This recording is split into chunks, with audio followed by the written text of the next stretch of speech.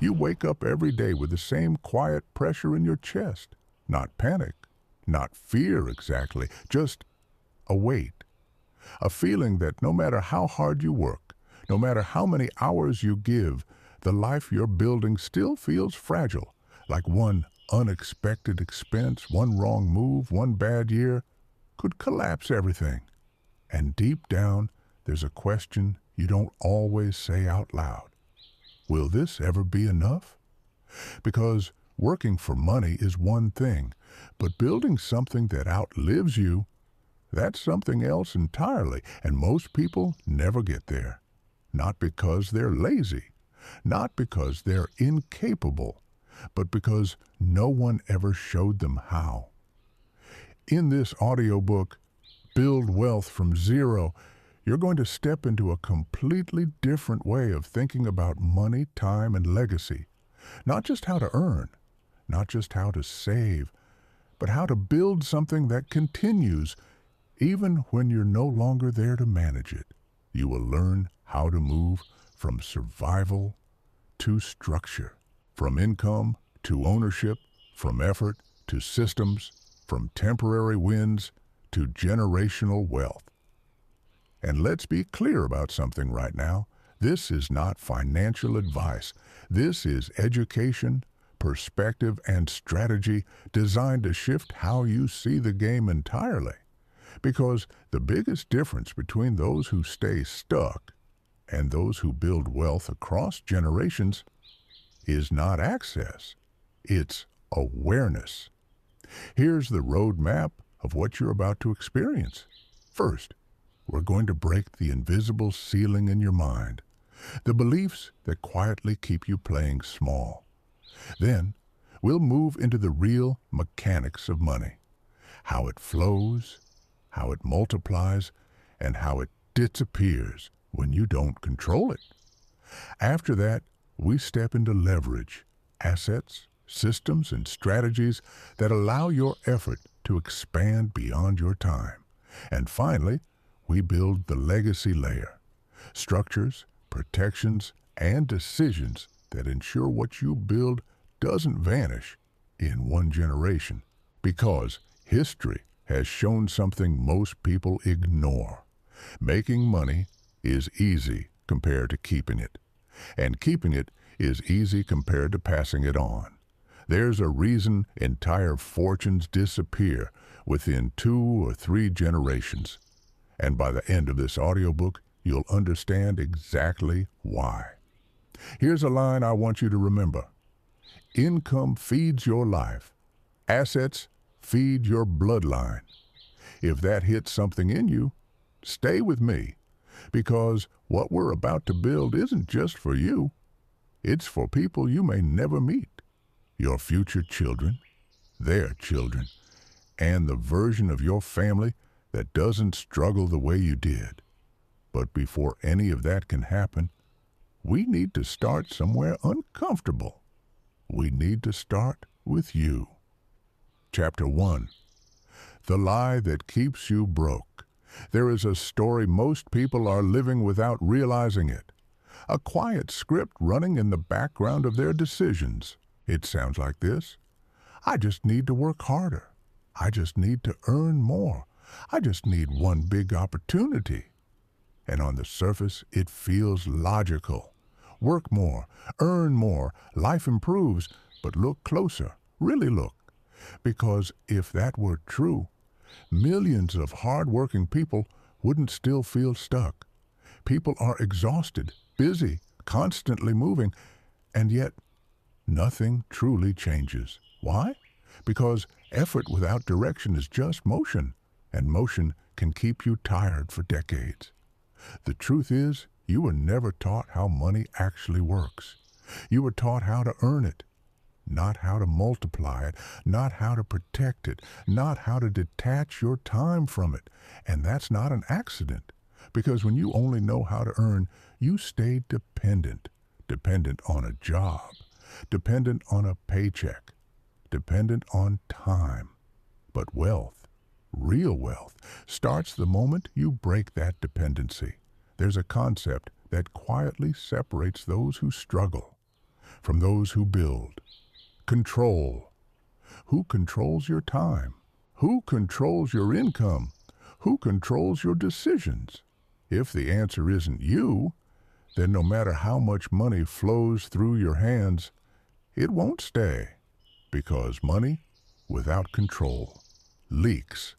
Think about your last year, not emotionally, logically. How much came in? How much went out? And more importantly, how much stayed? That number tells a story most people avoid. And here's where it gets uncomfortable, because it's easier to blame income than to confront behavior. It's easier to say, I need more money, than to admit, I don't control the money I already have. But if you can't control a little, you won't control a lot. That's the rule nobody escapes. And this is where the shift begins. Not with earning more, but with seeing clearly, seeing where your money actually goes, seeing what it's doing when you're not watching, seeing whether it's building something or just passing through your life. Because right now, for most people, money is not a tool. It's a temporary visitor.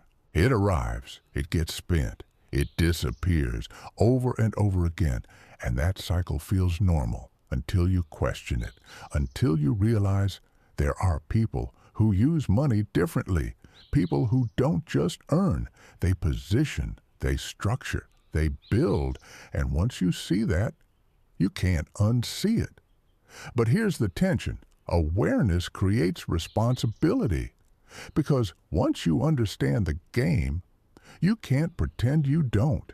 And that's where most people hesitate, because changing how you think about money means changing how you live. It means saying no more often. It means delaying comfort. It means stepping out of habits that feel familiar. And that's hard. But staying where you are, that has a cost too. A much bigger one, time. Because every year you stay in the same pattern is a year your future doesn't grow. And wealth is not built in moments. It's built in time. Compounded decisions, compounded habits, compounded awareness. Small shifts, repeated long enough, become massive outcomes. But only if you start. So here's a question. Right now, honest answer. Are you building something, or are you just maintaining your current life? Because those are two completely different paths, and they lead to two completely different futures. In the next chapter, we're going to go deeper into the foundation most people ignore. The mindset shift that determines whether you ever escape the cycle or stay in it forever. And it starts with something that sounds simple, but changes everything. What you believe you deserve. Chapter 2. The Wealth Identity Shift. Before money changes, identity must change. That's the part most people skip. They try to earn more without becoming more. They chase opportunity without upgrading the person who handles it. And every time, the result is the same. Temporary progress followed by familiar collapse. Because wealth is not just built by actions. It is sustained by identity. You don't rise to the level of your goals. You fall to the level of your standards, and your standards are shaped by what you believe you deserve. Let me ask you something. When you think about wealth, real wealth, do you see yourself in that picture? Or does it feel like something reserved for other people? People with connections? People with better timing? People born into something you didn't have? Because if wealth feels distant in your mind, it will stay distant in your life. Not because you can't reach it, but because you won't move like someone who belongs there. There's a silent ceiling most people live under. An invisible limit that says, this is enough for someone like me. And once you hit that limit, you stop pushing, not consciously, but subtly. You relax your discipline. You increase your spending. You lower your focus. And slowly, you drift back to what feels familiar. This is why people who suddenly earn more often end up in the same financial position years later. Different numbers, same patterns. Because identity didn't change, and identity always wins. If you've ever wondered why some people can lose everything and build it back again, while others receive opportunity once and never recover after losing it, this is why. One built wealth from identity, the other borrowed it from circumstance. So the question becomes, who are you becoming? Not what are you earning, not what are you saving, but who are you becoming? Because the person you become determines what you keep. There's a powerful shift that happens when you stop asking, how can I make more money? And start asking, what kind of person consistently builds and keeps wealth? That question changes everything, because now you're not chasing money. You're building capacity. Capacity to manage, capacity to decide, capacity to delay, capacity to lead your own life. And that capacity, that's what attracts and holds wealth. Think about discipline for a moment, not the kind people talk about online, the real kind, the quiet decisions no one sees. Choosing long-term gain over short-term comfort, choosing investment over impulse, choosing clarity over distraction. That's not just behavior, that's identity. And identity is built through repetition.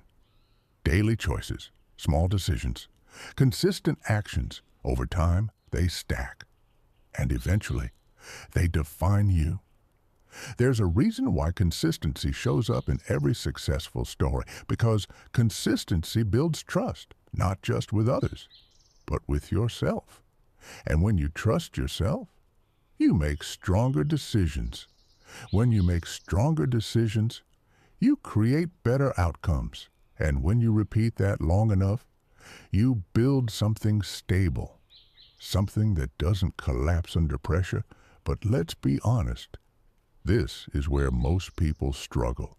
Not because they don't understand, but because they're still attached to comfort, still negotiating with old habits, still trying to build a new life with the same mindset that created the current one, and that doesn't work.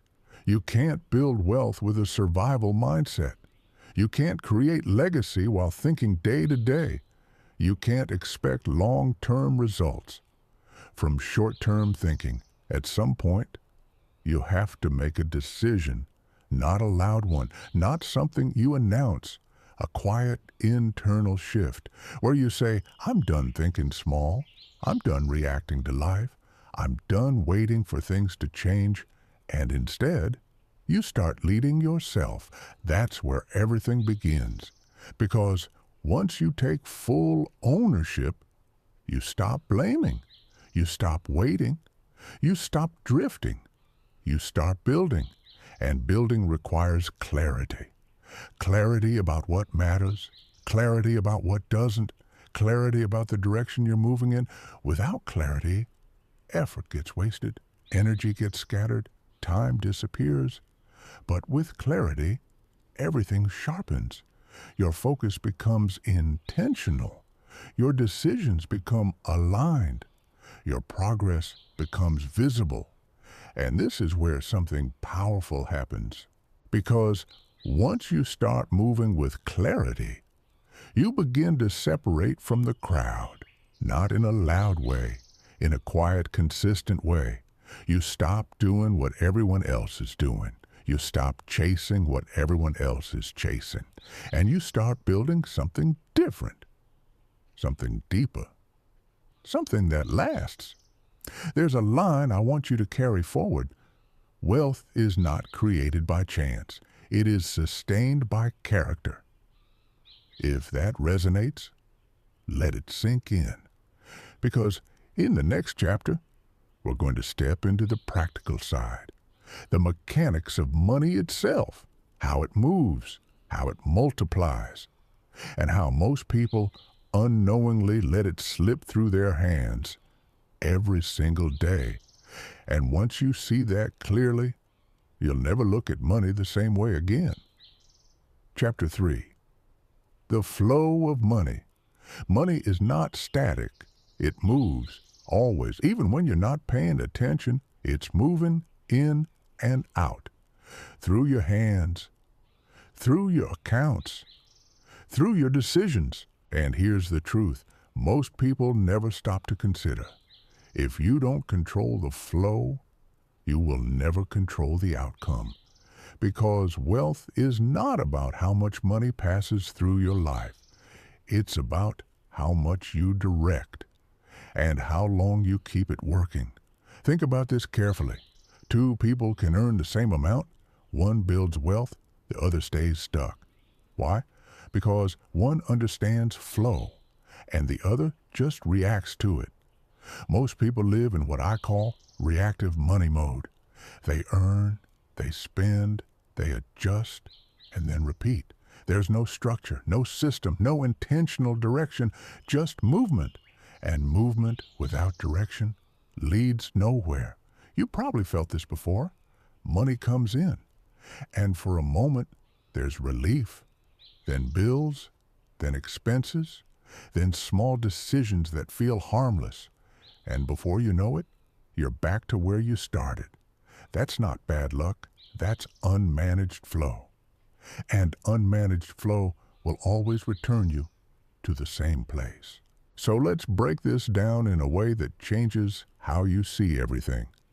Every unit of money that enters your life has one of three roles.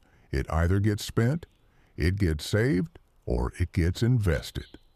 That's it. There is no fourth option, and each choice creates a different future. Spending gives you immediate satisfaction. Saving gives you short-term security. Investing gives you long-term growth. The problem is, most people live almost entirely in the first category, spending, not because they're careless, but because they've never been taught to assign roles to their money. So money comes in and gets absorbed into life without intention, without direction, without a plan. And slowly, quietly, that becomes your financial identity. A person who earns but never builds. Now here's where things start to shift, because the moment you begin assigning purpose to your money, everything changes. Instead of asking, "What can I buy?" you start asking, "What should this money do?" That one question separates consumers from builders, because consumers think in terms of pleasure. Builders think in terms of function. Every dollar becomes a worker, a tool, a decision.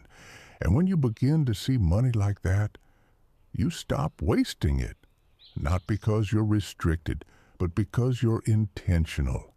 There's a principle I want you to remember. Money that isn't assigned will be spent by default. Every time. If you don't give it direction, life will. And life is full of distractions, subscriptions, impulse buys, social pressure, moments of weakness. Individually, they seem small, but together, they quietly drain your future. Now let's go deeper. Because controlling flow is not just about where money goes. It's about when it moves. Timing matters.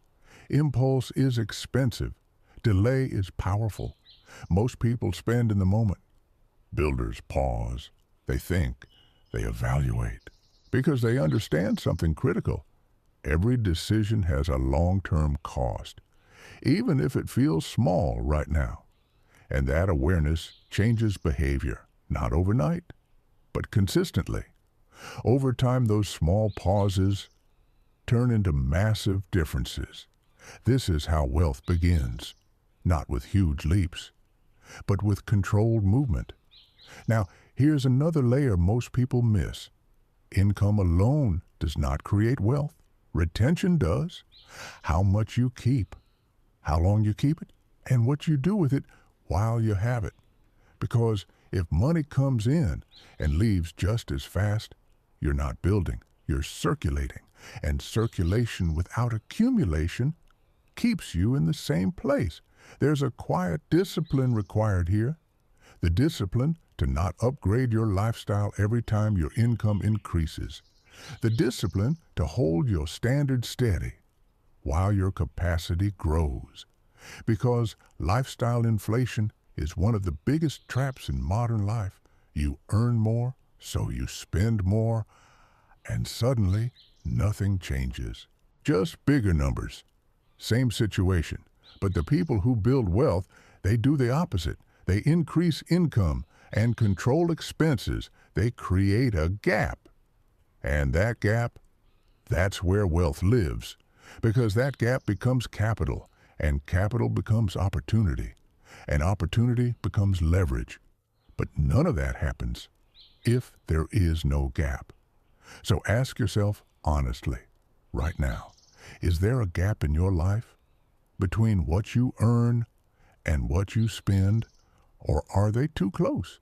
Because if they're too close, there's no room to build, only room to survive. And survival will never lead to generational wealth.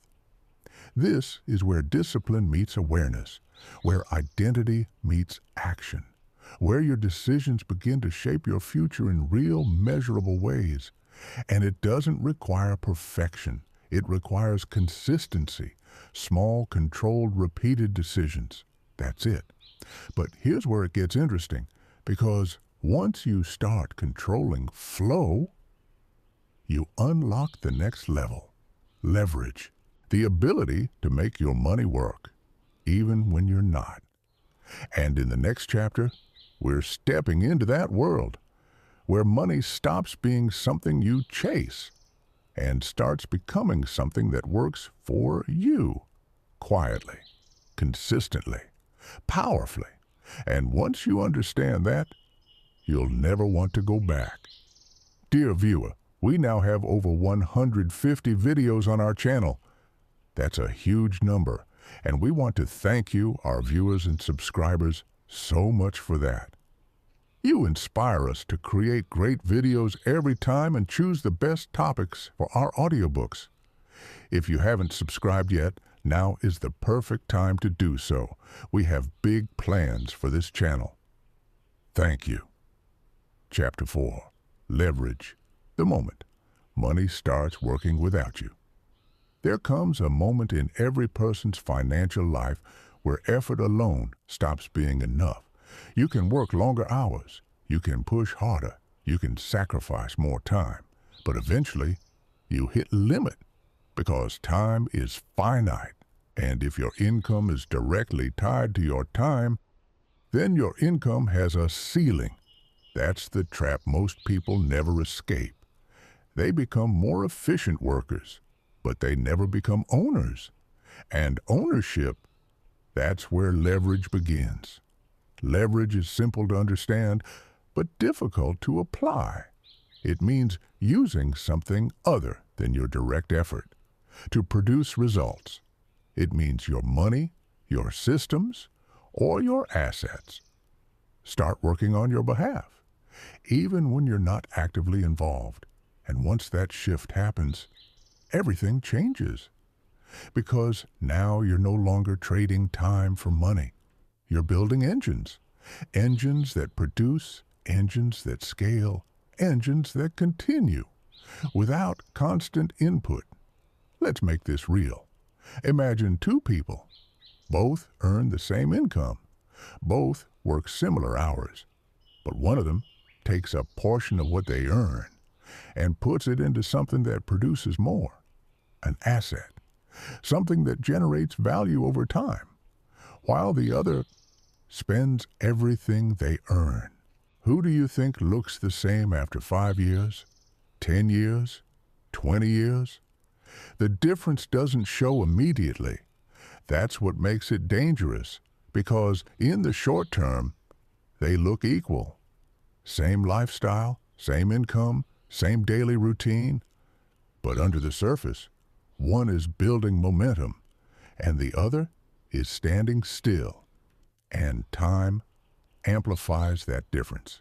This is the quiet power of leverage. It's not loud. It doesn't announce itself. But over time, it becomes undeniable. Now, here's the mistake most people make.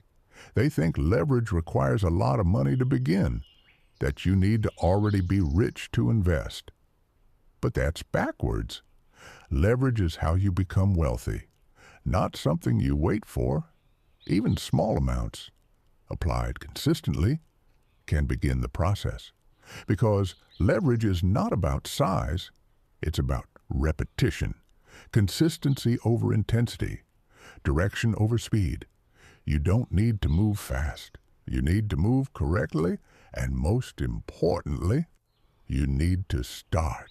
There's a concept that separates those who build wealth from those who stay stuck. Delayed gratification. The ability to sacrifice something now for something greater later. And in a world built on instant everything, this becomes a superpower.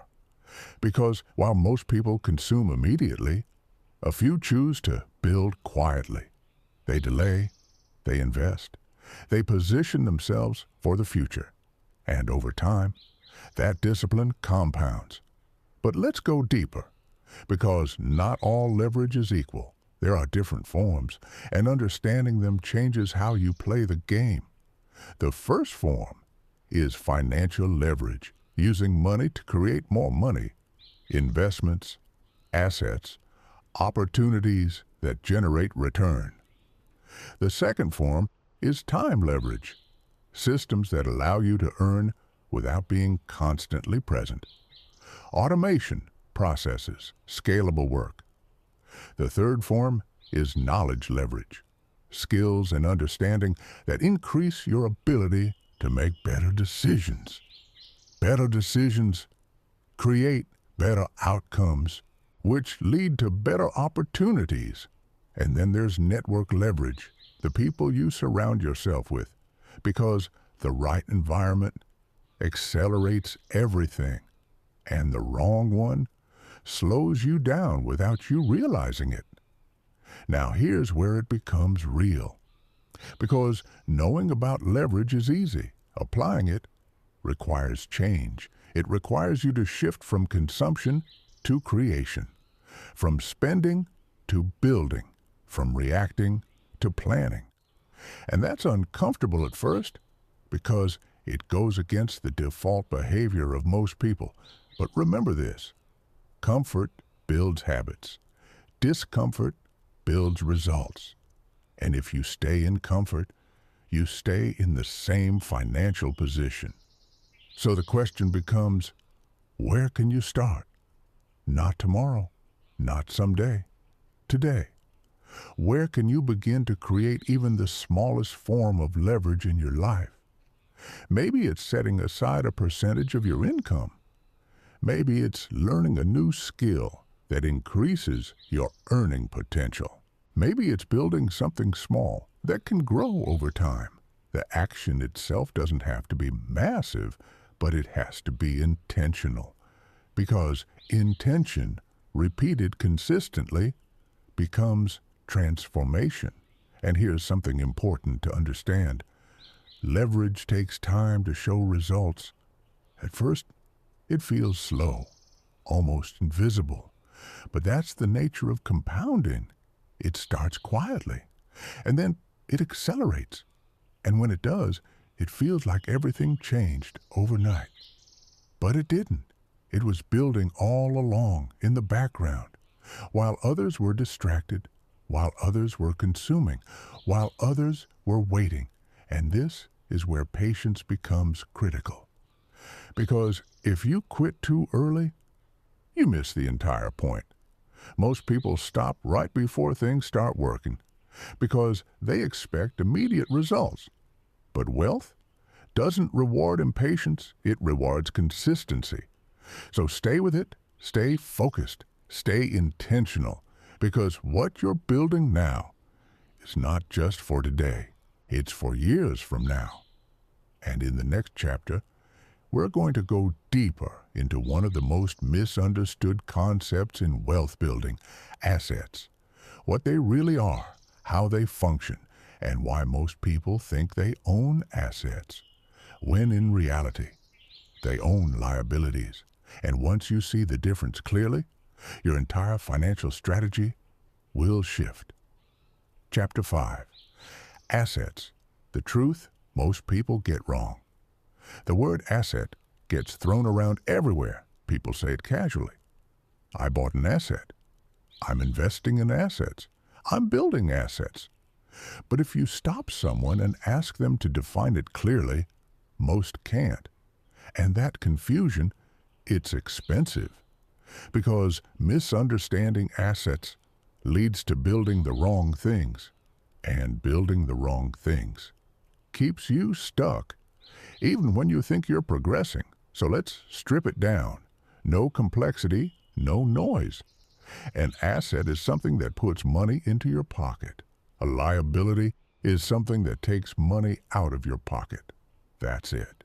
Not opinions, not labels, not what something looks like from the outside. Just one simple question. Does it produce or does it consume? And once you see it that way, everything becomes clear. That expensive car, if it drains your income every month, it's not an asset, it's a liability. That house, if it costs you more than it generates, it's not building wealth. It's maintaining a lifestyle. Now, that doesn't mean those things are bad. It means you need to understand what they are, because confusion leads to false confidence, and false confidence leads to poor decisions. There are people who look wealthy, but are financially fragile, and there are people who live simply, but are building powerful systems underneath. The difference is not appearance, it's structure. Now let's go deeper, because assets are not just physical things. They come in many forms. Income-producing businesses, investments, intellectual property, digital systems, even skills, when applied correctly, can become assets, anything that creates value consistently, without requiring constant effort, is moving in the direction of an asset. But here's the key. Assets require intention. They don't happen by accident. You don't fall into owning real assets. You build them. You acquire them. You position yourself to benefit from them. And that takes awareness. There's a pattern most people fall into. They increase income and immediately increase expenses. Bigger apartment, better car, more comfort. And again, there's nothing wrong with enjoying your life. But when enjoyment replaces building, you delay your future. And delay, over time, becomes loss. Because every dollar spent on a liability is a dollar that could have been building something. That's the trade most people don't see. It's not just about what you're buying. It's about what you're giving up. Opportunity, growth, momentum. So here's the shift. Instead of asking, can I afford this? Start asking, what is this costing my future? Because affordability is a short-term question, but wealth is a long-term game. Now, let's talk about ownership, because owning assets is different from controlling them. There are people who own things on paper, but have no real control, and there are people who structure their assets in ways that protect and expand them. The difference is strategy, and strategy comes from understanding. Historically, wealthy families didn't just accumulate assets. They structured them. They built systems around them. They created layers of protection and control. That allowed their wealth to survive beyond one lifetime. Because building wealth is one level, keeping it is another, passing it on, that's an entirely different skill, and most people never reach that level because they're still stuck trying to earn more, still caught in the cycle But you're here, listening, learning, thinking differently, and that matters. Because once you start seeing assets clearly, you stop chasing appearances. You stop comparing yourself to others. You stop making decisions based on emotion and start making them based on function. And that shift changes everything. Now here's something important. You don't need a massive portfolio to begin. You don't need perfect timing. You don't need to wait until you feel ready. You start small, but you start correctly, because direction matters more than speed. A small asset, built consistently, can grow into something significant over time.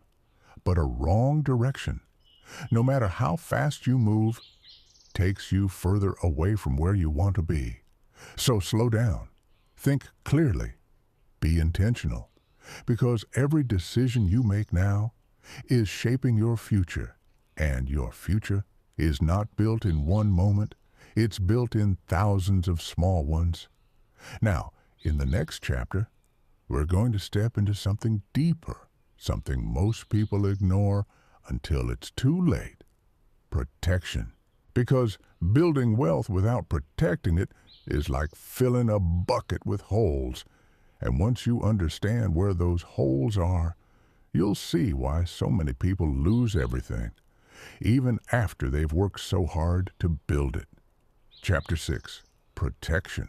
Why most wealth disappears. There is a hard truth that history repeats over and over again. Families build wealth and then lose it. Not slowly, not gradually, but within 1 or 2 generations. Fortunes that took decades to build disappear in years. And when you study why, it's rarely because the money ran out. It's because it was never protected. Because building wealth and keeping wealth are 2 completely different skills. And most people never learn the second one. They focus on earning, they focus on growing, they focus on accumulating, but they ignore protection. And what you don't protect, you eventually lose. This is where the conversation shifts. Because up to this point, you've been learning how to build. Now you need to learn how to defend, how to hold, how to make sure what you create doesn't vanish under pressure. There are 3 major threats to wealth, and most people underestimate all of them. The first is external risk, lawsuits, economic shifts, unexpected events, things you don't control. The second is internal mismanagement, poor decisions, lack of discipline, emotional spending, things you do control, but often ignore. And the third is generational decay, the loss of knowledge, discipline, and structure as wealth gets passed down. And this one destroys more wealth than anything else, because money without understanding doesn't last. You can give someone wealth, but if you don't give them the mindset and structure to manage it, it disappears every time. That's why protection is not just about money. It's about systems. It's about education. It's about building something that can survive beyond you. Now, let's go deeper, because protection is not fear. It's awareness. It's understanding that risk exists and preparing for it before it happens. There are people who build wealth aggressively, but leave it exposed. Everything in their name, everything vulnerable, and one unexpected event can wipe it out. Not because they weren't smart, but because they weren't protected. On the other side, there are people who build quietly, strategically. They separate ownership from control. They create layers, structures that shield their assets from unnecessary risk. This is not about complexity, it's about intention. Because once wealth reaches a certain level, you're not just building anymore. You're preserving, you're maintaining, you're thinking long-term, beyond your own lifetime. Historically, this is how powerful families operated. They didn't just accumulate, they structured. They created systems where assets were held not directly by individuals, but through controlled entities designed to protect and transfer wealth efficiently. Because they understood something critical. If you own everything directly, you expose everything directly. And exposure creates vulnerability. Now, you don't need to be at that level to start thinking this way, but you do need to understand the principle. Separation. Separating your personal life from your financial structure. Separating consumption from investment. Separating emotion from decision-making, because once everything is mixed together, clarity disappears, and without clarity, mistakes multiply. Now let's talk about something even deeper, behavior, because protection is not just external, it's internal. How you think, how you decide, how you react under pressure. There are people who lose wealth not because of outside forces, but because they sabotage themselves. They upgrade too fast. They trust too easily. They chase opportunities without understanding them, and slowly they erode what they built. That's why discipline is not optional. It's foundational, because money amplifies who you are. If you're disciplined, more money creates stability. If you're reckless, more money creates chaos. And this is where most people underestimate the responsibility of wealth. They think it solves problems, but in reality, it reveals them. So the goal is not just to build wealth. It's to become the kind of person who can handle it, who can protect it, who can pass it on without losing control. And that requires awareness, consistency, and structure. Now here's a powerful shift. Stop thinking of wealth as something you have. Start thinking of it as something you manage, because ownership is temporary, but management, that's continuous. And when you take that perspective, you stop making careless decisions. You stop treating money casually. You start thinking long-term. And that changes everything, because long-term thinking is the foundation of generational wealth. Not quick wins, not short-term gains, but sustained, protected growth over time. And in the next chapter, we're going to move into something that connects everything you've learned so far. Income evolution. Because how you earn determines how fast you can build. And more importantly, how much control you truly have over your financial future. And once you understand how to evolve your income, you unlock a completely new level of possibility. Friends, we're interested to know if any of our viewers here have been watching our videos for more than half a year. Our channel has been around for about a year now, and we're curious to see how many of you have stayed with us all this time. Please leave a comment telling us how long you've been watching our videos. We'd love to read each and every one of your comments. Thank you. Chapter 7. Income Evolution, from Earning to Expansion. There's a level in life where effort stops being the problem. You're working, you're showing up, you're doing what you've been told to do, and yet something still feels limited.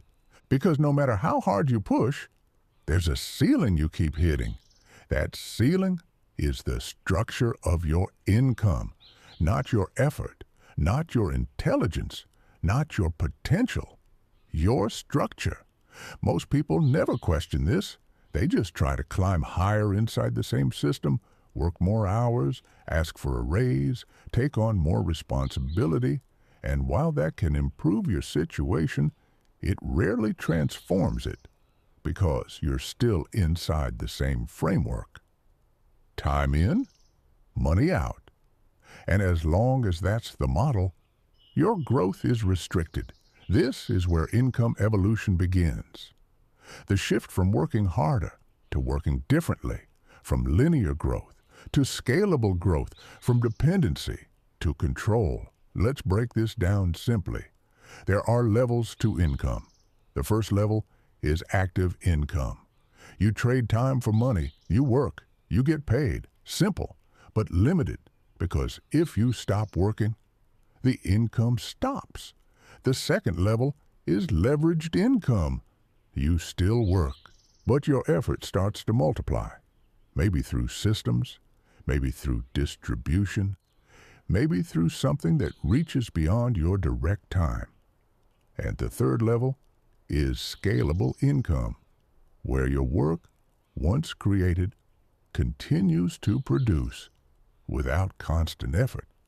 That's where things change. That's where time is no longer the constraint. But here's the reality. You don't jump from level 1 to level 3 overnight. You evolve, step by step, decision by decision. And it starts with awareness, understanding where you are and where you want to go.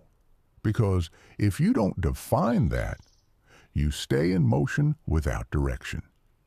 Now here's something important. There is nothing wrong with active income. It's where most people start. It builds discipline. It builds experience. It builds stability. But it's not where you stop. Because if all your income depends on your time, you're always one step away from zero, and that's not a stable foundation for generational wealth. So the question becomes, how do you evolve? How do you move from earning to expanding? The answer is not complicated, but it requires intention. You begin by creating space, that gap we talked about earlier, between what you earn and what you spend. Because that gap becomes your fuel, your ability to invest, to build, to experiment. Without that gap, you're stuck. Every dollar is already committed. There's no room to grow. But once that gap exists, you can start directing money into things that create more. This is where leverage and assets come together.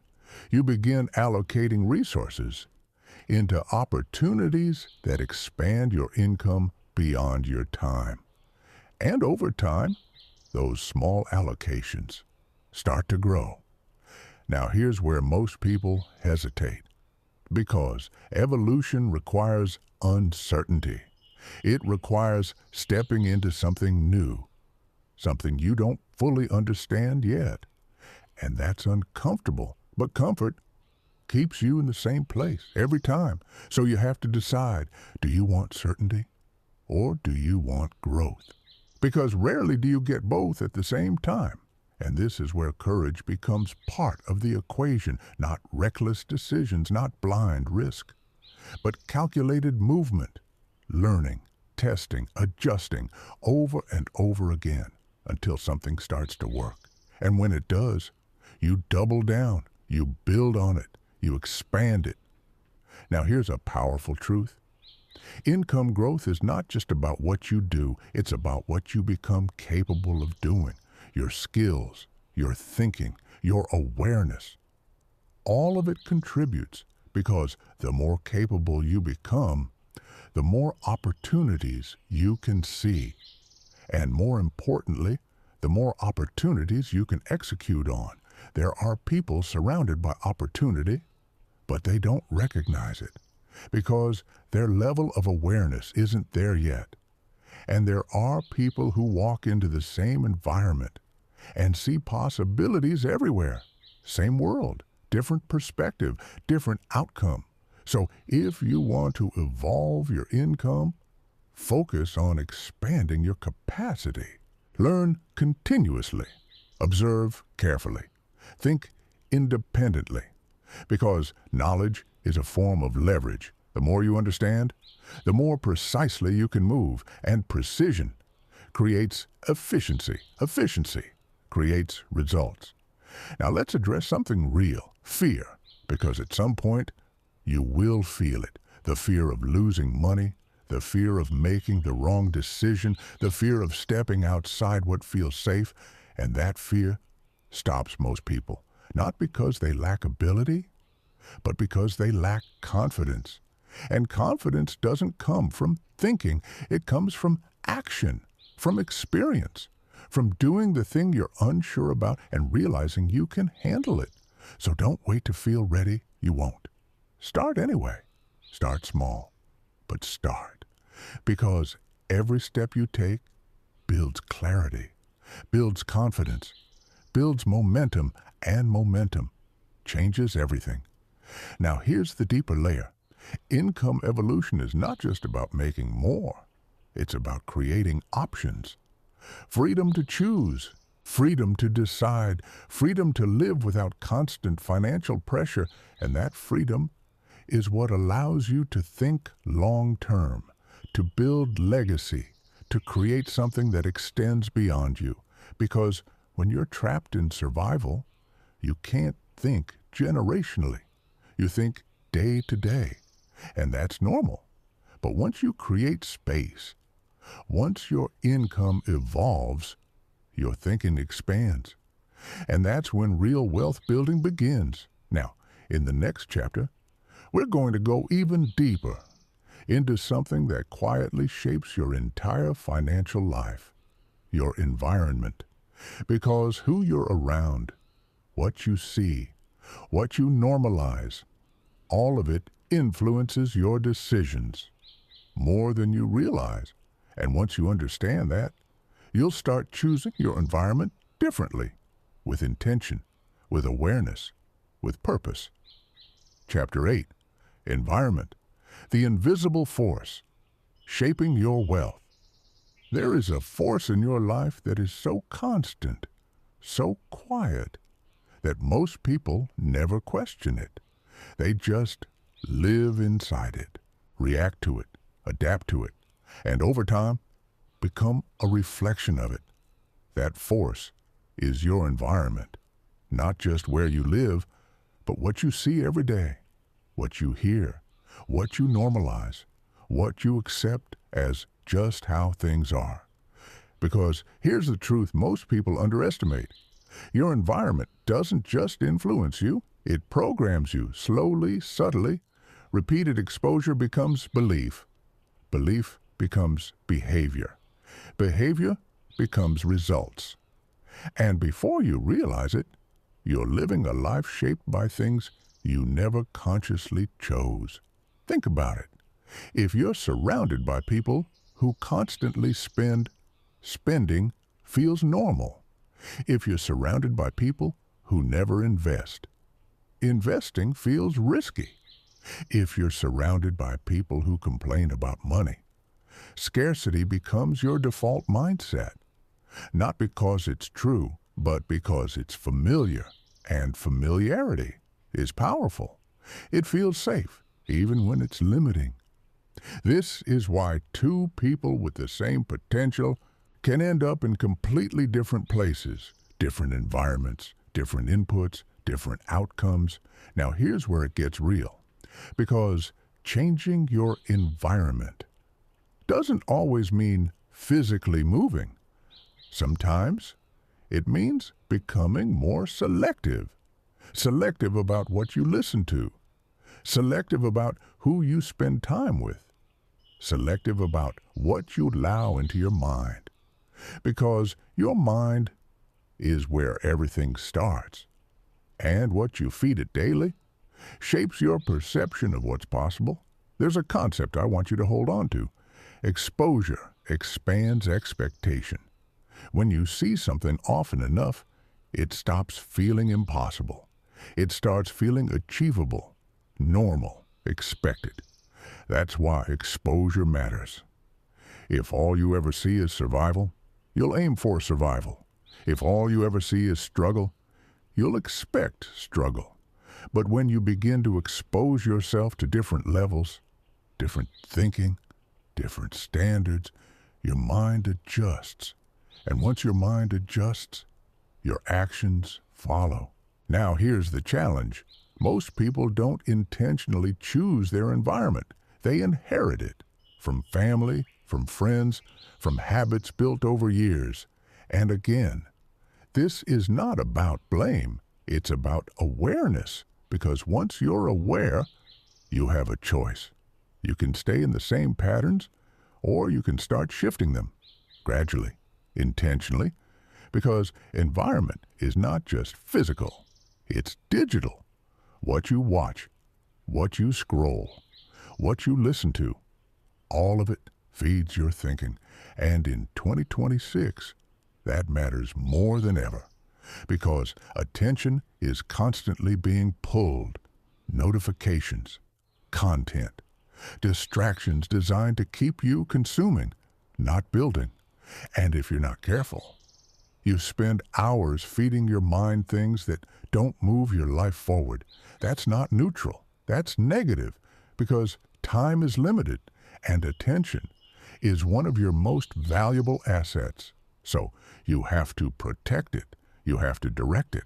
You have to decide what deserves space in your mind. Because what lives in your mind eventually shows up in your life.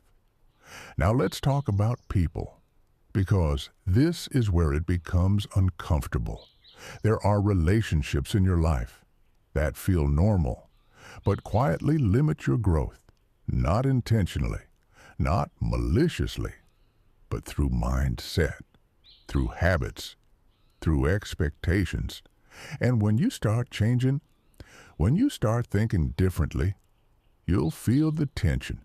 You'll feel misunderstood. You'll feel like you're stepping outside what's familiar. And that's part of the process. Growth creates distance, not always physically, but mentally. Because your perspective shifts, your priorities change, your standards rise. And not everyone will understand that, and that's okay. Because you're not building your life based on someone else's comfort. You're building it based on your vision, your future, your goals.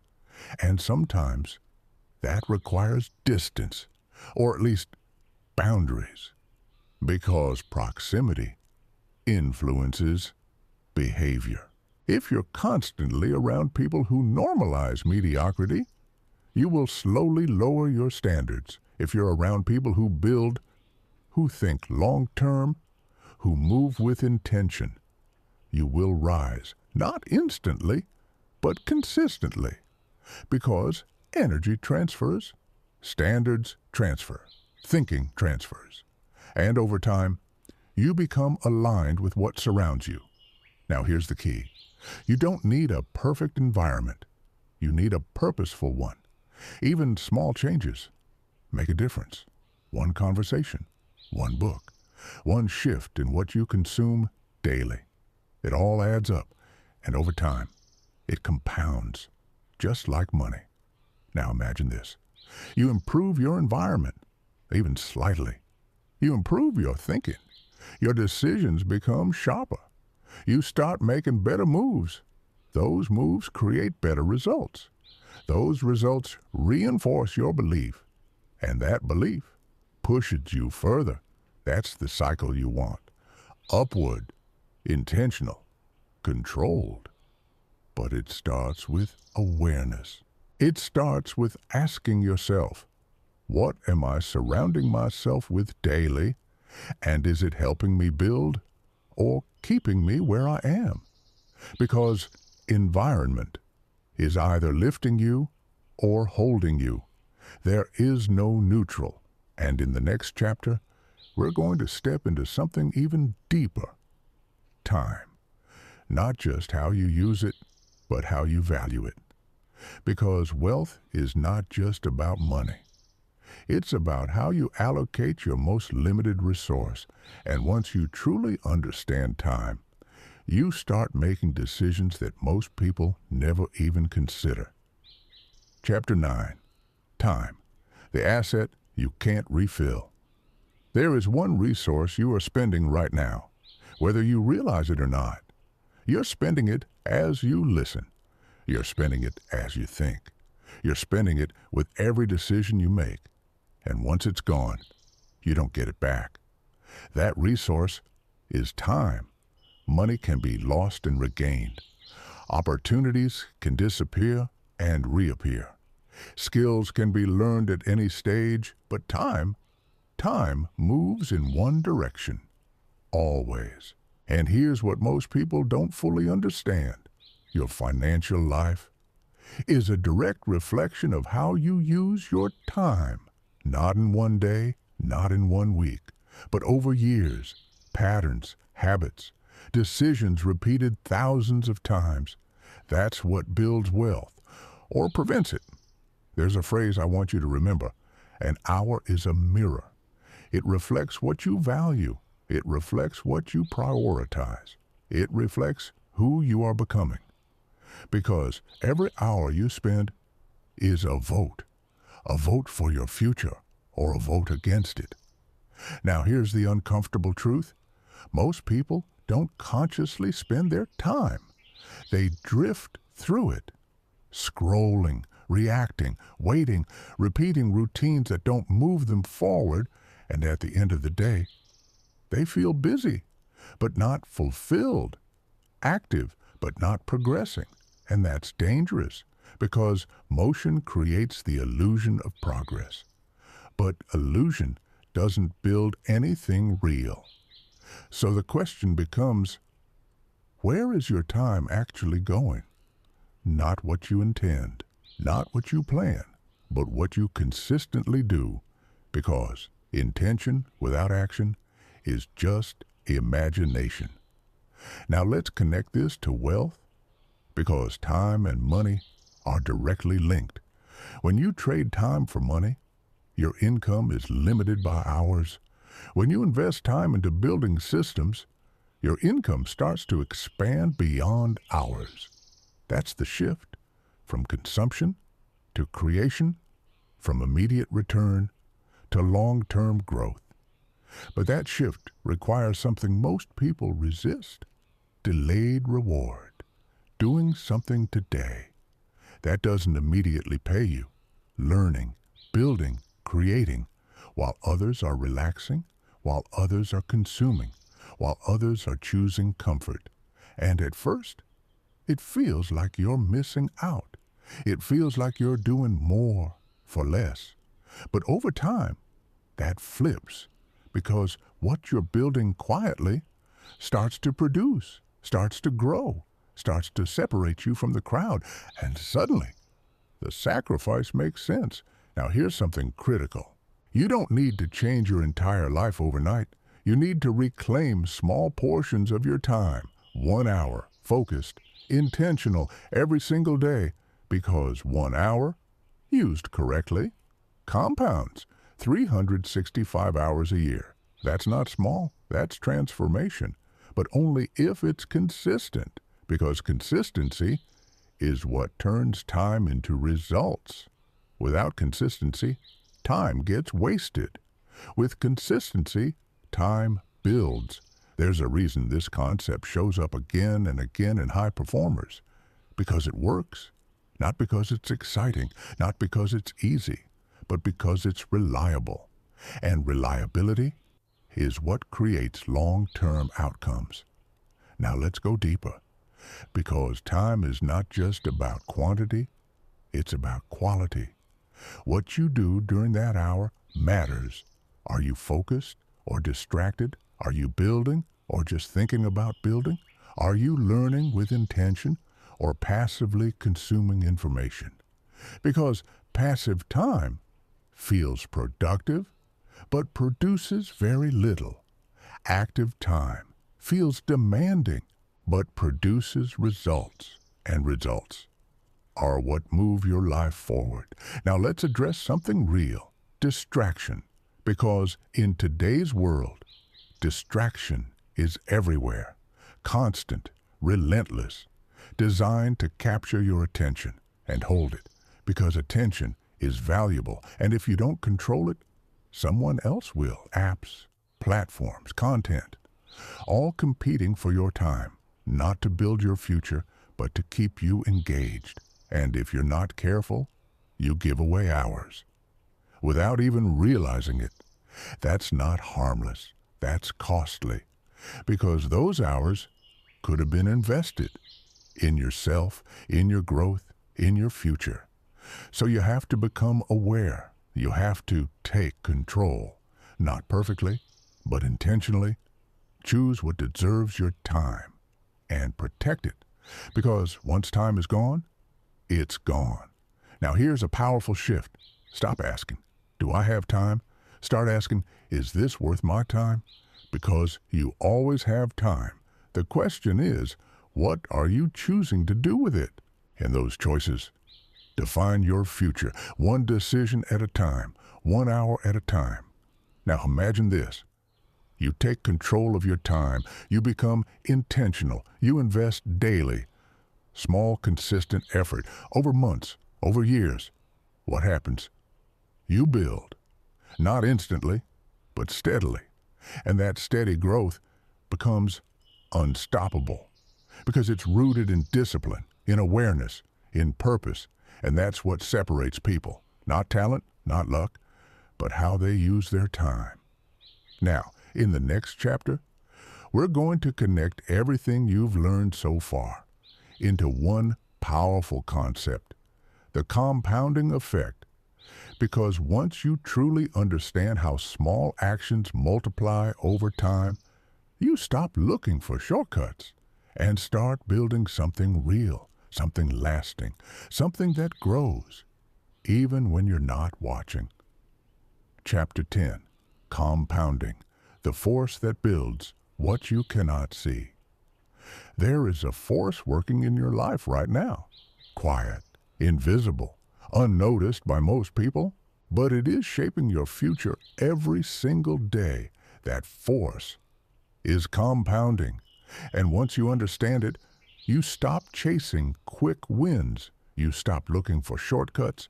You stop expecting instant results because you realize something powerful. Small actions, repeated consistently, become massive outcomes, not immediately, but inevitably. Let's make this real.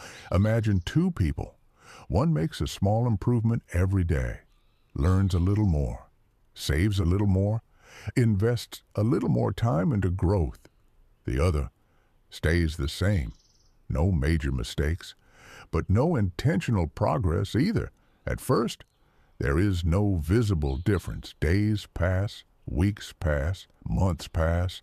Everything looks the same. And that's where most people quit, because they expect change to be obvious. They expect progress to feel dramatic. But compounding doesn't work like that. It works quietly, in the background, building without announcing itself, until one day, the difference becomes impossible to ignore. Because what started as small has multiplied over and over again. This is the power most people underestimate, not because it's complex, but because it's slow. And in a world obsessed with speed, slow feels wrong, but slow is what works. Now here's where it connects to your life. Every decision you make compounds. Every habit compounds. Every hour you invest or waste compounds. Nothing is neutral.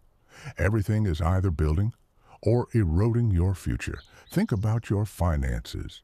Saving a small percentage consistently feels insignificant at first, but over time it grows. Investing small amounts regularly feels slow at first, but over time it multiplies. The same applies to your thinking, your discipline, your environment.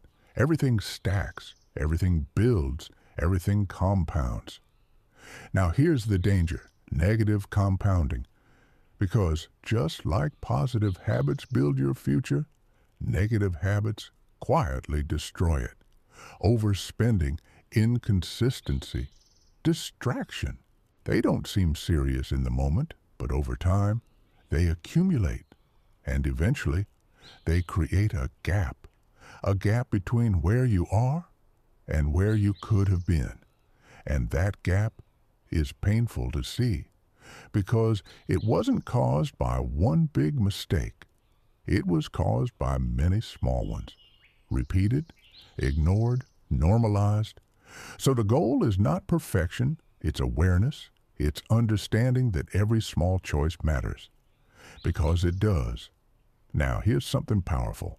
Compounding rewards patience, but it punishes inconsistency. You can't dip in and out. You can't start and stop, because every time you stop, you reset momentum, and momentum is everything. Once it builds, things get easier. Decisions become automatic. Habits become natural. Progress accelerates, but only if you stay consistent long enough. This is where discipline comes in, not motivation, not inspiration, discipline. Doing what needs to be done, even when it doesn't feel exciting, even when results aren't visible yet, because you trust the process. You trust the accumulation. You trust that small efforts will turn into something bigger. Now let's connect this to generational wealth, because this is where compounding becomes life-changing when you build something and it continues to grow. Even after you stop actively working on it, that's compounding. When you pass that on and the next generation builds on it, that's generational compounding. And when that continues, over decades, over lifetimes, that's how real wealth is created, not in one lifetime, but across many. This is the mindset shift. You're not just building for today, you're building something that can continue, something that can grow beyond you. But that only happens if you start, if you stay consistent, if you allow time to do its work. Because time is the multiplier. Without time, nothing compounds. So the earlier you begin, the more powerful the effect. Now here's a question. What are you compounding right now? Not what you plan to do, not what you hope to build. What are you actually doing daily? Because that answer tells you your future. If you're building consistently, your future is growing. If you're inconsistent, your future is unstable. If you're not building at all, your future stays the same, or worse. It declines, and this is not about fear. It's about clarity. Because once you see this clearly, you stop wasting time. You stop making careless decisions. You start acting with intention. Because you understand the weight of repetition. Now imagine this. You commit, not to something massive, but to something consistent. You invest 1 hour a day. You manage your money with intention. You build small assets. You protect what you create. You improve your environment. Day by day, month by month, year by year. What happens? You compound. And over time, you separate. Not because you're special, not because you're lucky, but because you stayed consistent while others stopped, while others got distracted, while others waited. That's the difference. And it's available to you right now, but only if you choose it. Now in the next chapter, we're going to step into something practical, something that connects everything together, execution. Because knowledge without action doesn't change anything. And if you don't apply what you learned, nothing moves. So we're going to break down how to take everything you now understand and turn it into real measurable progress, step by step, decision by decision, action by action. If you enjoy these audiobooks and want to support the channel, consider joining our private members community. Members get early access to new audiobooks and exclusive wealth lessons. Chapter 11, Execution, Turning Awareness into Reality. Understanding changes nothing until you act. You can listen, you can learn, you can feel inspired for a moment. But if nothing shifts in your behavior, your life stays exactly the same. That's the part most people avoid, because learning feels productive. It gives you a sense of progress. But execution demands something deeper: discipline, clarity, responsibility, and most importantly, consistency. This is where everything you've heard so far either becomes real or fades away like every other idea you've had before. Because knowledge without action is just entertainment. And if you're serious about building wealth, you don't need more information, you need implementation. So let's make this practical. Not overwhelming, not complicated, clear, step by step. Because execution is not about doing everything at once. It's about doing the right things repeatedly. The first step is awareness turned into structure. You've already seen the patterns: income, spending, flow. Now you need to organize it, not perfectly, but intentionally. Know your numbers. What comes in, what goes out, what stays. Because if you don't know that, you're operating blind. And you can't build anything stable without clarity. The second step is creating your gap, that space between earning and spending. This is your foundation. Without it, there is no investing, no building, no growth. So you protect it. You expand it, not by restricting your life, but by directing your choices. Because every dollar you don't control controls you. And the third step is allocation, deciding where your money goes before it arrives, not reacting, planning, assigning purpose, because money without direction disappears every time. So you begin to divide, some for living, some for security, some for growth, and that growth portion, no matter how small, becomes your future. Now here's where execution becomes real, because at this point, most people hesitate. They overthink. They wait for the perfect moment, the perfect plan, the perfect understanding. But perfection is the enemy of progress. You don't need perfect, you need movement. So you start small but intentional. You invest what you can. You build what you can. You learn as you go. Because clarity comes from action, not from thinking. Now let's go deeper. Because execution is not just about money. It's about behavior, your habits, your daily actions, because those actions are what create results, not your intentions, not your plans, what you actually do every day. And this is where discipline becomes non-negotiable, not aggressive discipline, not extreme, but consistent, showing up when you don't feel like it, making decisions that don't give immediate reward, staying focused when distractions are everywhere. Because the truth is, there will always be reasons to stop. Always. You'll feel tired. You'll feel uncertain. You'll question whether it's working. And in those moments, you have to decide. Do you trust the process, or do you return to comfort? Because comfort is always available, always easier. But comfort doesn't build anything. Execution does. Now here's something powerful.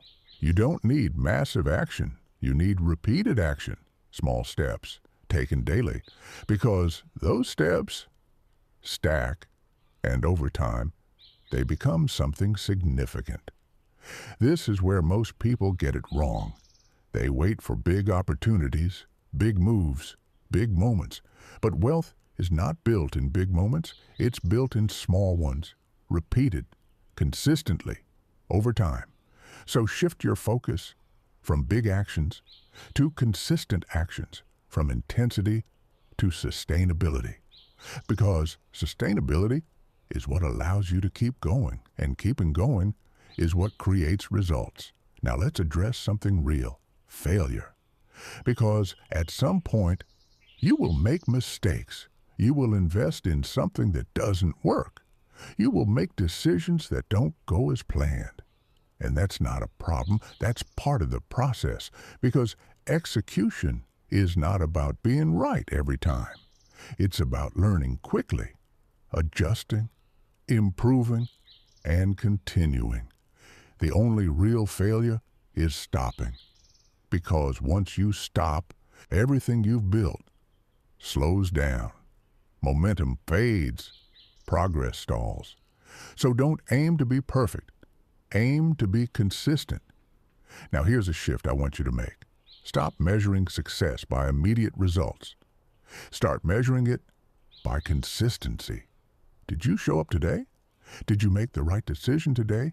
Did you invest in your future today? Because if the answer is yes, you're winning, even if it doesn't feel like it yet.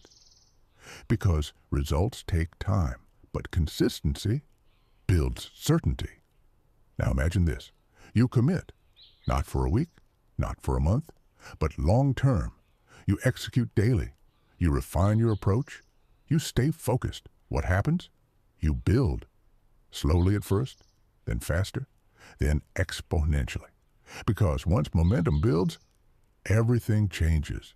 Decisions become easier. Progress becomes visible. Confidence grows. And suddenly, you're not the same person you were when you started. That's execution. That's transformation. Now, in the next chapter, we're going to step into something deeper, something most people overlook. But that determines everything, emotional control. Because money decisions are rarely logical. They're emotional. And if you don't master your emotions, they will control your financial life. Quietly, consistently, until you take back control. Chapter 12, Emotional Control, the hidden driver of every financial decision. You can have the right strategy. You can understand assets. You can control your time. You can even execute consistently. But if you don't control your emotions, you will sabotage everything you build, quietly, subtly, over time. Because here's the truth most people don't want to admit. Money decisions are rarely logical. They feel logical. They sound logical. But underneath, they are driven by emotion, fear, greed, impatience, ego, comfort. These forces don't show up loudly. They don't announce themselves. They show up in small moments. The impulse purchase, the rushed decision, the hesitation to invest, the panic when something drops. And those small moments shape your financial life, not once, but repeatedly. Now let's break this down. Fear is one of the most powerful emotions in money.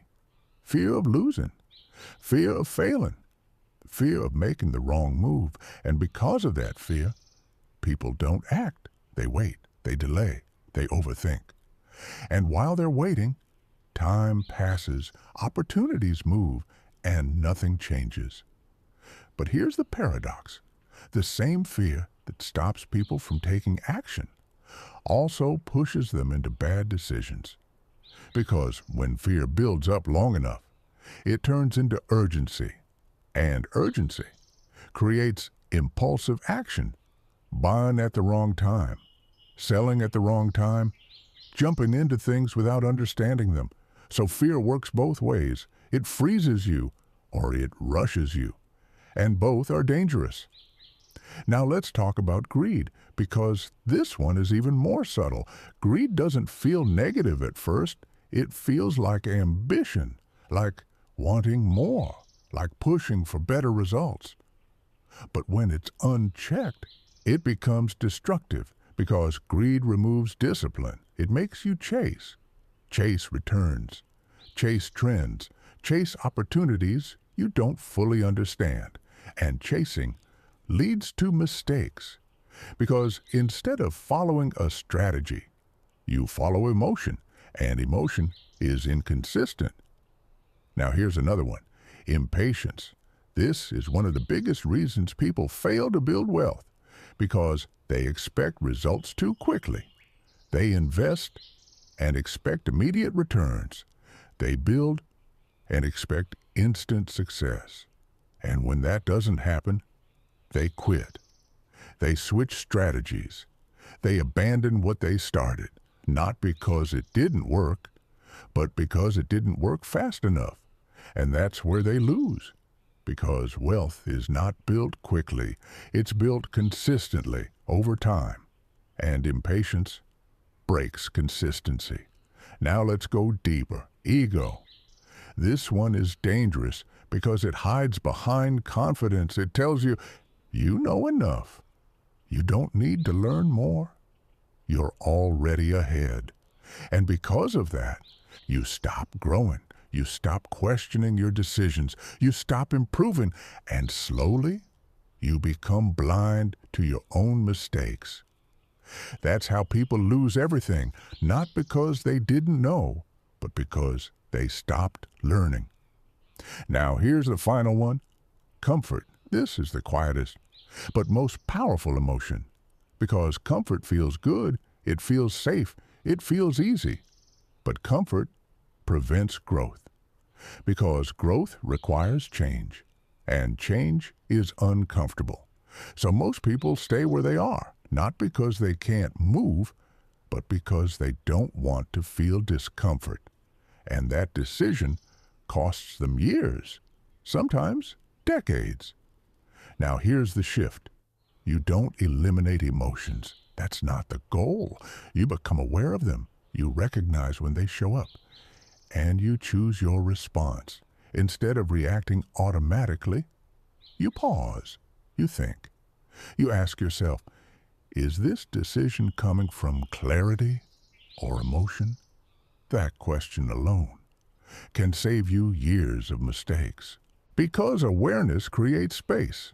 And in that space, you regain control. Now here's something powerful. The more disciplined your process, the less emotional your decisions. Because structure reduces uncertainty. And uncertainty is what triggers emotion. So when you have a plan, when you know your strategy, when you understand your direction, you don't react as easily, you stay grounded, you stay focused, and that stability protects your progress. Now imagine this. You build awareness. You recognize your emotional triggers. You pause before acting. You make decisions based on logic, not impulse. What happens? Your mistakes decrease. Your consistency increases. Your results improve, not overnight, but steadily. And that steady improvement builds confidence, real confidence, not based on hype, but based on control. Now here's the deeper layer. Emotional control is not just about money, it's about life. Because the same emotions that affect your finances affect your decisions everywhere, relationships, opportunities, daily actions. So when you master your emotions, you don't just build wealth, you build stability, clarity, control. And that control changes everything. Now in the next chapter, we're going to move into something powerful, legacy thinking. Because up to this point, you've been building for yourself. Now we shift perspective. We start thinking beyond your lifetime, beyond your immediate needs, into something bigger, something lasting, something that continues long after you're gone. And once you start thinking that way, your decisions change in ways you can't imagine yet. Chapter 13, Legacy Thinking, Building Beyond Your Lifetime. Most people live their entire lives thinking in one direction, forward, but short. Next paycheck, next bill, next year. Everything is immediate. Everything is close. And because of that, their decisions stay small. Not because they lack ambition, but because their perspective is limited. Now imagine this shift. Instead of asking, how do I improve my life this year? You start asking, what am I building that will still exist 20, 30, 50 years from now? That question changes everything, because now you're not just living, you're constructing, you're not just earning, You're designing, and design requires intention.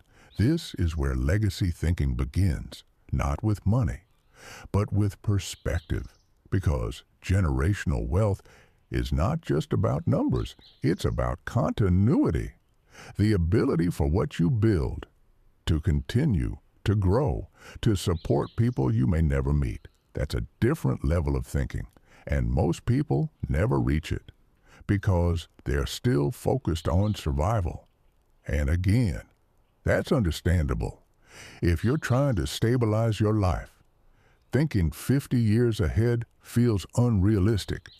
But the moment you create space, the moment you gain control, your thinking must expand, because if it doesn't, you'll build like everyone else. Short-term, temporary, easily lost.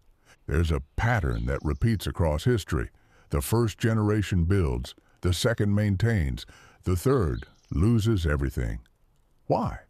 Because wealth was transferred, but mindset wasn't, structure wasn't, discipline wasn't, and without those, money disappears every time. So legacy thinking is not just about leaving money, it's about leaving systems, principles, understanding, because money alone is not enough. Now let's go deeper, because legacy is not built at the end of your life. It's built through your decisions today. How you manage money, how you think, how you act every day, because those patterns become your foundation, and that foundation is what gets passed on, whether you realize it or not. Think about this. If someone inherits wealth but has never learned discipline, what happens? They spend, they mismanage, they lose, not because they're incapable, but because they were never prepared. That's why education is part of legacy. Teaching principles, teaching awareness, teaching responsibility, because wealth without understanding is temporary. Now here's a powerful shift. Stop thinking about what you can leave behind. Start thinking about what you can build that continues, because leaving something behind is passive. Building something that continues is intentional. It requires structure, planning, systems, and that's where most people stop, because it feels complex. It feels far away, but it doesn't have to be. You start small, you build assets, you protect them, you organize them, step by step, decision by decision, and over time, you create something stable, something that doesn't rely entirely on you, something that can continue. Now here's the emotional side of this, because legacy is not just financial, it's personal.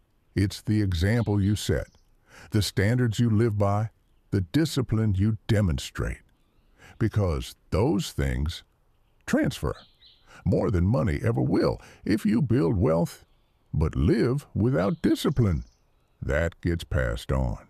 If you build wealth but don't teach responsibility, that gets passed on. So legacy is not just what you leave, it's who you become, because who you become shapes what others learn from you. Now imagine this. You build intentionally. You create systems. You protect what you build. You teach principles. You lead by example. What happens? Your impact extends beyond your lifetime, beyond your presence, because what you built continues. That's generational wealth, not just money, but continuity. Now here's something important. This is not about perfection. You don't need to have everything figured out. You don't need a flawless plan. You need direction, and you need commitment, because direction guides your decisions, and commitment keeps you moving, even when it's difficult, even when it's unclear. Now, let's bring this back to you, right now, where you are. You don't need millions to start thinking this way. You need awareness. You need intention. You need the willingness to think beyond yourself. Because once you do, Your decisions change. You stop wasting time. You stop making careless financial moves. You start building with purpose. And purpose creates clarity. Clarity creates action. Action creates results. Now, here's a line I want you to remember. Wealth that ends with you was never truly built. Let that sink in. Because in the next chapter, we're going to move into something practical again. Structures. How to begin organizing what you build so it doesn't disappear, so it doesn't get lost, so it has direction even without you, because building is one thing, but structuring, that's what makes it last. Chapter 14. Structure. The difference between wealth that lasts and wealth that vanishes. There is a moment in every wealth journey where building is no longer enough. You've learned how to earn. You've learned how to save. You've learned how to invest. But something still feels incomplete because deep down, you know that if everything depends on you, then everything is fragile. That's where structure comes in. Structure is what gives your wealth direction, protection, longevity. Without it, even strong financial foundations can collapse, not immediately, but eventually, because unstructured wealth is exposed. It's vulnerable to mistakes, to external pressure, to time, and time, without structure, erodes everything. Now let's simplify this. Structure is how your assets are organized, not just what you own, but how you hold it, how it's connected, how it's protected, and most importantly, how it continues. Because ownership alone is not enough. You can own something and still lose it.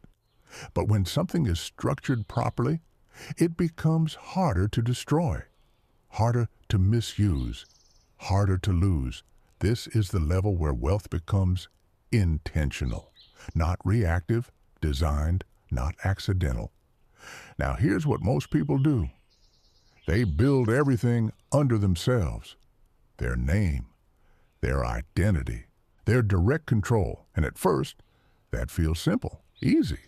But over time, it becomes risky because everything is tied to one point, one person, one life. And if something happens, everything is exposed, everything is affected. This is why structure matters, because structure creates separation, and separation creates protection. Now, this doesn't need to be complicated. It starts with understanding a simple principle. Don't build everything in one place. Diversify, separate, organize, because concentration increases risk, and risk destroys wealth. Now let's go deeper, because structure is not just about protection. It's about continuity. What happens to what you build when you're no longer here? Not a comfortable question, but an important one. Because if there's no clear path, no clear system, then everything becomes uncertain, and uncertainty leads to loss. This is why structured wealth outlasts individuals, because it's not dependent on one person.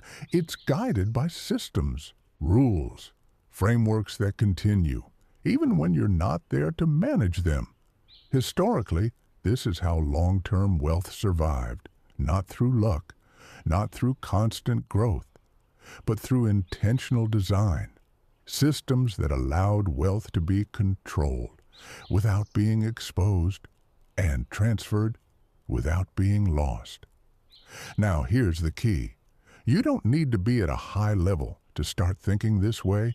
You need awareness, because structure is not something you build at the end. It's something you begin early, even in simple ways.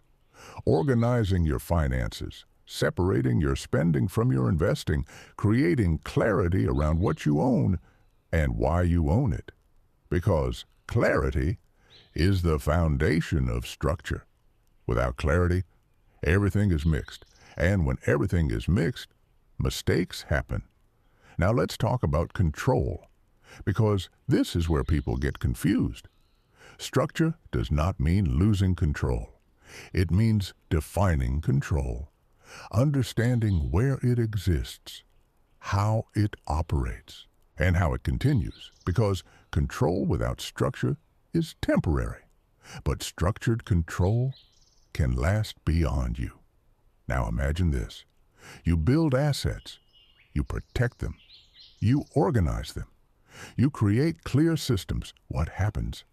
Your wealth becomes stable, not dependent on one decision, not vulnerable to one mistake, but grounded, structured, designed to last. And that changes everything, because now you're not just building wealth. You're building something that can endure, something that can support, something that can continue. Now here's something deeper. Structure requires responsibility.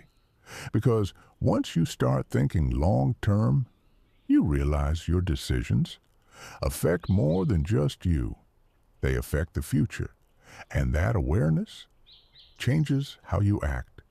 You become more intentional, more disciplined, more focused, because you're no longer thinking about today. You're thinking about decades, generations. And that level of thinking is rare, but powerful. Now here's the shift. Stop asking, what do I own? Start asking, how is what I own structured? Because that answer determines whether your wealth lasts or disappears. Now, in the next chapter, we're going to move into something that ties everything together. Decision-making at a higher level, because once you understand structure, your decisions need to evolve. They need to become more strategic, more calculated, more aligned with long-term outcomes. And once you reach that level, you stop reacting to life and start directing it. Chapter 15, High-Level Decisions, Thinking Like a Builder, Not a Participant. There comes a point in your journey where the difference is no longer effort. It's decisions, not small, daily choices, but strategic ones. The kind that shape years, the kind that redirect your path, the kind that determine whether you build something lasting or stay in motion without real progress. Because at a certain level, what you decide matters more than how hard you work. Let that sink in.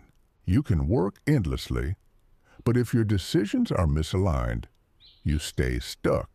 And you can work moderately, but if your decisions are precise, you move forward consistently. That's the shift. From effort-based living to decision-based building. Now here's the truth. Most people make decisions based on emotion, comfort, pressure, immediate reward, not long-term outcomes. And because of that, their decisions feel right in the moment, but cost them later. That's the pattern. Short-term satisfaction, long-term consequence. So the goal is not just to make decisions, it's to elevate how you make them, to think differently, to operate at a higher level. Now let's break this down. Every major financial decision you make should pass through 3 filters: clarity, alignment, longevity. First, clarity.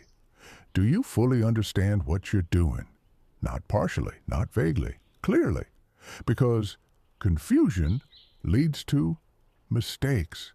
If something feels unclear, slow down. Learn, ask, understand. Because rushed decisions are expensive decisions. Second, alignment.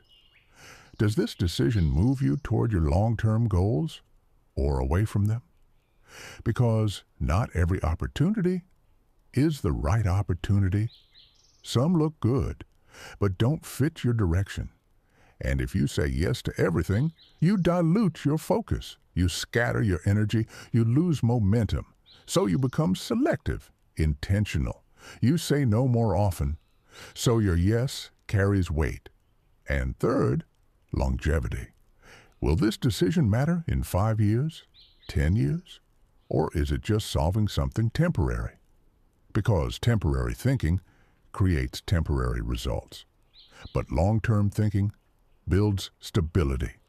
So you train yourself to pause before making big moves, not to hesitate, but to evaluate. Because evaluation prevents regret. Now here's something deeper. High-level decisions require detachment. Detachment from emotion, from urgency, from external pressure. Because when you're attached, you react. But when you're detached, you observe, you think, you choose. That's control. And control protects your progress. Now let's talk about influence. Because in today's world, you are constantly influenced. Opinions, trends, voices telling you what to do. And if you're not careful, you make decisions based on noise, not logic, not strategy, noise. That's why independent thinking is a critical skill. The ability to step back and ask, does this make sense for me? Not for others, not for the crowd, for you. Because your situation, your goals, your timeline are unique, and your decisions should reflect that. Now here's a powerful shift. Stop looking for validation. Start looking for understanding. Because validation feels good, but understanding creates results. When you understand what you're doing, you don't need approval. You don't need reassurance. You move with confidence. And that confidence comes from clarity. Now let's address something real. Mistakes. Because even at a high level, you will make them. That doesn't stop. But the difference is, you recover faster. You adjust quicker. You learn deeper because your awareness is higher. And awareness reduces the cost of mistakes. Now imagine this. You begin applying these filters, clarity, alignment, longevity, to every major decision. What happens? Your choices improve. Your direction sharpens. Your progress accelerates. Not because you're doing more, but because you're doing what matters. And what matters is what builds your future. Now here's the deeper layer. Decision-making is not just about logic. It's about identity.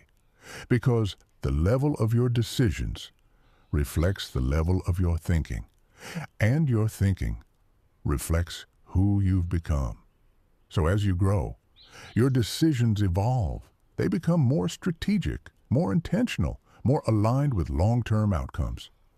And that evolution is what separates builders from participants. Participants react. Builders decide. Participants follow. Builders lead. Participants live within systems. Builders create them. So ask yourself, right now, am I reacting to life or directing it? Because that answer defines everything. Now, in the next chapter, we're going to step into something practical again, multiplying opportunities. Because once your decisions improve, your ability to recognize and create opportunities expands. And that's where growth accelerates. That's where things start to move faster. Not randomly, but intentionally. Chapter 15, High-Level Decisions. Thinking like a builder, not a participant. There comes a point in your journey where the difference is no longer effort. It's decisions, not small daily choices, but strategic ones. The kind that shape years, the kind that redirect your path, the kind that determine whether you build something lasting or stay in motion without real progress. Because at a certain level, what you decide matters more than how hard you work. Let that sink in. You can work endlessly. But if your decisions are misaligned, you stay stuck. And you can work moderately. But if your decisions are precise, you move forward consistently. That's the shift. from effort-based living to decision-based building. Now here's the truth. Most people make decisions based on emotion, comfort, pressure, immediate reward, not long-term outcomes, and because of that, their decisions feel right in the moment, but cost them later. That's the pattern. Short-term satisfaction, long-term consequence. So the goal is not just to make decisions, it's to elevate how you make them, to think differently, to operate at a higher level. Now let's break this down. Every major financial decision you make should pass through 3 filters: clarity, alignment, longevity. First, clarity. Do you fully understand what you're doing? Not partially, not vaguely, clearly. Because confusion leads to mistakes. If something feels unclear, slow down, learn, ask, understand. Because rushed decisions are expensive decisions. Second, alignment. Does this decision move you toward your long-term goals or away from them? Because not every opportunity is the right opportunity. Some look good, but don't fit your direction. And if you say yes to everything, you dilute your focus. You scatter your energy. You lose momentum. So you become selective, intentional. You say no more often. So your yes carries weight. And third, longevity. Will this decision matter in 5 years, 10 years, or is it just solving something temporary? Because temporary thinking creates temporary results, but long-term thinking builds stability. So you train yourself to pause before making big moves, not to hesitate, but to evaluate, because evaluation prevents regret. Now here's something deeper. High-level decisions require detachment. Detachment from emotion, from urgency, from external pressure, because when you're attached, you react. But when you're detached, you observe, you think, you choose. That's control, and control protects your progress. Now let's talk about influence, because in today's world, you are constantly influenced. Opinions, trends, voices telling you what to do. And if you're not careful, you make decisions based on noise, not logic, not strategy. Noise. That's why independent thinking is a critical skill. The ability to step back and ask, does this make sense for me? Not for others, not for the crowd, for you. Because your situation, your goals, your timeline are unique, and your decisions should reflect that. Now here's a powerful shift. Stop looking for validation. Start looking for understanding, because validation feels good. But understanding creates results. When you understand what you're doing, you don't need approval. You don't need reassurance. You move with confidence. And that confidence comes from clarity. Now let's address something real, mistakes. Because even at a high level, you will make them. That doesn't stop. But the difference is, you recover faster. You adjust quicker. You learn deeper because your awareness is higher, and awareness reduces the cost of mistakes. Now imagine this. You begin applying these filters, clarity, alignment, longevity, to every major decision. What happens? Your choices improve, your direction sharpens, your progress accelerates. Not because you're doing more, but because you're doing what matters. And what matters is what builds your future. Now here's the deeper layer. Decision-making is not just about logic. It's about identity. Because the level of your decisions reflects the level of your thinking. And your thinking reflects who you've become. So as you grow, your decisions evolve. They become more strategic, more intentional, more aligned with long-term outcomes. And that evolution is what separates builders from participants. Participants react, builders decide. Participants follow, builders lead. Participants live within systems, builders create them. So ask yourself, right now, am I reacting to life or directing it? Because that answer defines everything. Now, in the next chapter, we're going to step into something practical again, multiplying opportunities. Because once your decisions improve, your ability to recognize and create opportunities expands. And that's where growth accelerates. That's where things start to move faster, not randomly, but intentionally. Chapter 17, Scaling, Turning Something Small into Something That Lasts. At the beginning, everything feels small. Your income, your investments, your progress, it's quiet, almost invisible. And that's where most people lose patience, because they confuse small beginnings with insignificant ones. But here's the truth. Everything that becomes big starts small. Every system, every business, every asset, it begins as something simple, something limited, something that doesn't look impressive yet. The difference is not where it starts, it's whether it scales. Because building something once is not the goal. Building something that can grow, that can expand, that can multiply, that's where wealth is created. Now let's break this down. Scaling means increasing output without increasing effort at the same rate. It means your results grow faster than your input. That's the shift. From linear growth to exponential growth, and once you enter that space, everything changes. But here's the catch. Not everything scales. Some things are meant to stay small.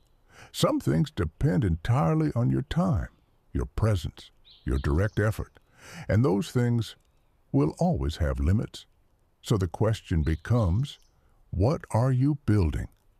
Something that depends on you, or something that can grow beyond you? Because that decision determines your future. Now, here's where most people get stuck. They try to scale too early, before something is stable, before something is proven, and because of that, they build on weak foundations. And weak foundations collapse under pressure. So the first step is not scaling, it's stabilizing, making sure what you built works consistently, reliably, without constant correction. Because consistency is what allows growth. Once something works, then you scale, not before. Now let's go deeper. Scaling requires systems, processes, structure, because you can't expand chaos. If something is disorganized, scaling it only creates bigger problems. So you refine, you simplify, you make things repeatable, because repeatability is the foundation of scalability. Now here's something powerful. If you can do something once, that's skill. If you can do it consistently, that's discipline. If you can systemize it, that's leverage. And leverage is what allows scaling. Now let's talk about time again. Because scaling changes your relationship with it. When something scales, you're no longer trading time directly. You're creating output. That continues. That grows. Even when you're not actively involved, that's the shift. From doing everything yourself to building something that works with or without you. Now here's the emotional side, because scaling requires letting go of control, letting go of doing everything personally, and that's difficult. Because control feels safe, it feels precise, but control limits growth. At some point, you have to trust systems, trust processes, trust structure, because that's how things expand. Now let's address something real, fear of growth, because it exists. Even if you don't recognize it, when something starts working, when it starts growing, there's pressure, more responsibility, more complexity, and that can feel overwhelming. So some people hold back. They stay small, not because they can't grow, but because they're afraid of what growth requires. But here's the truth. Growth always requires adaptation, new skills, new thinking, new levels of responsibility. And if you avoid that, you limit yourself. So you have to be willing to evolve, to step into discomfort again, just like you did at the beginning. Because every level requires a new version of you. Now here's a powerful shift. Stop asking, how can I do more? Start asking, how can this be done without me? That question changes everything because it forces you to think in systems, in structure, in scalability, and that's where real growth happens. Now imagine this. You build something small, you stabilize it, you systemize it, you scale it. What happens? It grows, not slowly, but exponentially, because now your effort is multiplied, your results expand, your impact increases, and that's how wealth accelerates, not through constant effort, but through scalable systems. Now here's the deeper layer. Scaling is not just financial, it's mental. It's how you think. Because when you start thinking in scale, you stop focusing on small, isolated actions. You start thinking in patterns, in systems, in long-term growth. And that thinking changes everything. Now here's a line I want you to remember. Small efforts build, scaled systems multiply. Let that stay with you. Because in the next chapter, we're going to step into something critical, sustainability. Because scaling without sustainability leads to collapse. And if you don't build something that can last, everything you grow can disappear. And that's what we're going to make sure never happens. Dear viewers, write which city you're from. It's interesting to see which corners of the world are watching our videos. Chapter 18. Sustainability. Building something that doesn't break growth feels powerful. Scaling feels exciting. Watching something expand, seeing numbers increase, feeling momentum build. It's rewarding. But here's the part most people don't think about. Growth without sustainability is fragile. Because if something grows too fast, without the structure to support it, it collapses. Not immediately, but eventually. And when it does, it doesn't just stop. It reverses. That's the danger. Because unsustainable growth creates the illusion of success. Everything looks strong. Everything looks stable. Until pressure hits. And then everything breaks. So the question becomes, not just how do you grow, but how do you sustain what you build? How do you create something that holds under pressure over time? Because generational wealth is not about speed, it's about durability. Now let's break this down. Sustainability is built on balance between growth and control, between expansion and stability, between ambition and discipline. If you push too hard in one direction, you create imbalance, and imbalance leads to risk. So you have to manage both sides. You grow, but you protect. You expand, but you stabilize. You move forward, but you reinforce your foundation. Now here's something important. Sustainability requires patience, because fast growth is tempting. Quick wins feel good. Rapid results create excitement. But fast growth often skips important steps. Steps that create stability. Steps that create resilience. And without those, everything becomes vulnerable. So you slow down when needed. You refine. You strengthen. You build properly. Because proper construction lasts. Now let's go deeper. Because sustainability is not just external. It's internal. It's about you, your energy, your focus, your ability to continue. Because if you burn out, everything slows down. If you lose clarity, decisions weaken. If you become inconsistent, progress stalls. So sustainability includes you, your habits, your routines, your discipline, because you are part of the system. And if you don't maintain yourself, you can't maintain what you build. Now here's something powerful. Consistency is the foundation of sustainability, not intensity, not bursts of effort. Consistency, showing up, maintaining standards, repeating what works over and over again, because consistency creates stability, and stability supports growth. Now let's address something real, overexpansion. Because this is where many people fail. They find something that works, and they try to grow it too quickly.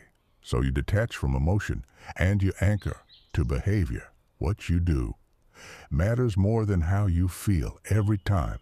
Now let's make this practical, because commitment without structure falls apart. So you create standards. Simple, clear, non-negotiable, not extreme, not unrealistic, but consistent. Maybe it's 1 hour a day. Focused, no distractions. Maybe it's managing your money weekly, reviewing, adjusting, staying aware. Maybe it's investing regularly, even if it's small, but consistently. The action itself is not the point. The consistency is, because consistency builds identity, and identity sustains behavior. Now here's something powerful. You don't rise to your intentions, you fall to your systems. So build systems, simple ones, repeatable ones, ones that don't rely on motivation, because motivation is unreliable, but systems keep you moving. Now let's address something real. Resistance, because it will show up. It always does. The moment you try to change, your mind will push back. It's too hard. It's not the right time. You can start later. And if you listen, you stop. So you have to recognize it, not fight it emotionally, but see it for what it is, a pattern, a habit, a default response to discomfort. And once you see it, you don't react to it. You move anyway, because action breaks resistance. Now here's a deeper layer.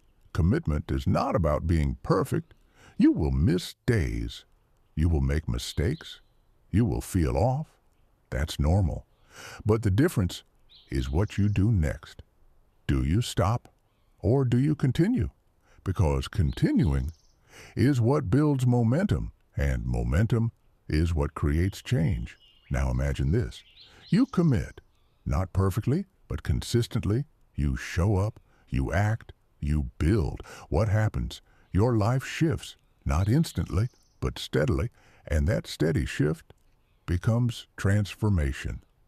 Because over time, you become someone different, someone disciplined, someone focused, someone who builds, and that identity is what creates results. Now here's a line I want you to remember. Commitment is not what you say once. It's what you prove daily. Let that stay with you, because in the final chapter, we bring everything together, not just as knowledge, not just as a system, but as a legacy, a message, a closing that stays with you long after this audiobook ends. And what you do after that will define everything.